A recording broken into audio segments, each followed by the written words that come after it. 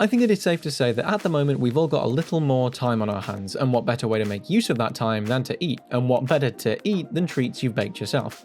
In this video, Aaron, that's me, will be showing you a super simple recipe for a great banana bread that can be enjoyed by everyone. First thing you're going to need is 3 bananas, preferably black bananas, so with the magic of video editing. But if you don't have the power of video editing, you can just sling them in the oven for 5 minutes and they'll come out good and ripe, ready to use.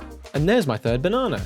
75 milliliters of vegetable oil and a little extra to grease your tin with later, 100 grams of brown sugar, 225 grams of plain flour, 3 heaped teaspoons of baking powder, 3 teaspoons of cinnamon or mixed spice if you prefer, and optionally you can add some dried fruits, or nuts. I've added raisins because I'm just that kind of person.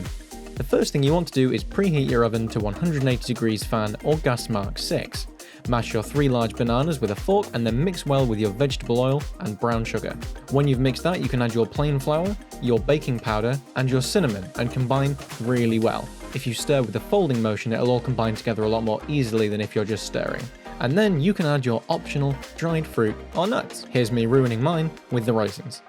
Bake in an oiled loaf tin for 20 minutes. After 20 minutes, check it just to make sure the top isn't going dark brown. If it is, you're going to want to cover it with foil. Then you can finish baking for another 20 minutes. After 20 minutes, you just want to put a knife in the top to check whether the knife comes out clean. If it doesn't, you're just going to need to put it back in for an extra 5 minutes, and then you are done. Now you're going to want to wait for it to cool down before slicing, but you can eat straight from the oven. If you want to make this banana bread at home yourself, the recipe is in the description. Have you been baking during lockdown? If you have, please do send us some pictures of what you've been doing and we'd love to include them in the next episode. Just send them to @YourWellStudentLife on Instagram, Twitter or Facebook. Here are some things that our student digital content creators have been making during lockdown. Thank you very much for watching and we'll see you next time.